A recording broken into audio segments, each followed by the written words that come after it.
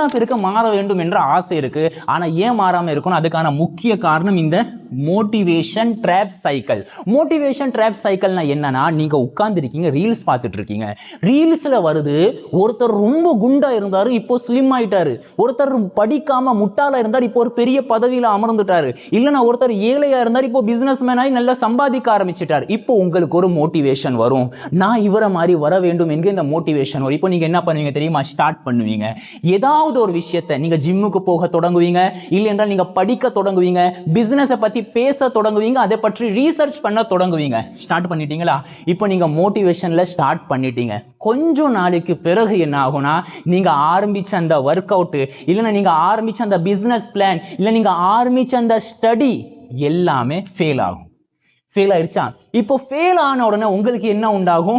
Guilt உண்டாகும். ச்சே, என்னால எதுவுமே முடியாது, நான் இப்படிதான், என்னால எதுவுமே செய்யவே முடியாது, நான் ஒரு முட்டா பையன், நான் வாழ்க்கையில தோற்பதற்காக வேண்டிதான் பிறந்திருக்கிறேன் என்கிற இந்த கில்ட் உங்களுக்கு உண்டாகும்.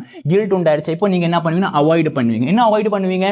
திருப்பியும் அந்த விஷயத்தை செய்வதை நீங்க அவாய்ட் பண்ணுவீங்க. என்னால முடியாது என்று நீங்க ஒதுங்கிடுவீங்க.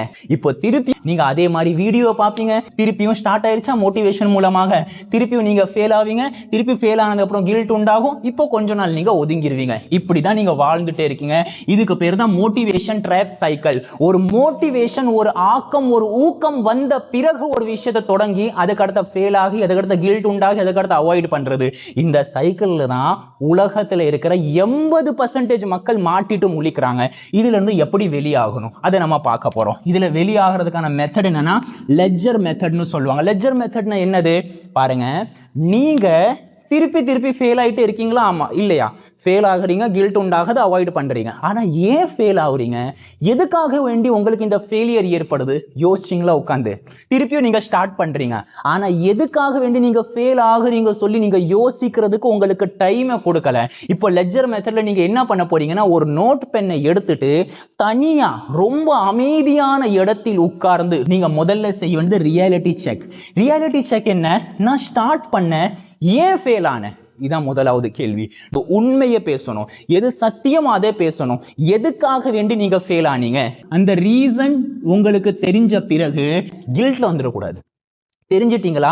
ஏன் நீங்க இங்க தோற்று போனீர்கள், எதுக்காக வேண்டி இந்த மோட்டிவேஷன் ட்ராப்ல நீங்க மாட்டினீங்க தெரிஞ்சிருச்சா? இப்போ நீங்க செய்ய வேண்டியது அக்செப்டன்ஸ் வித்தவுட் கில்ட்.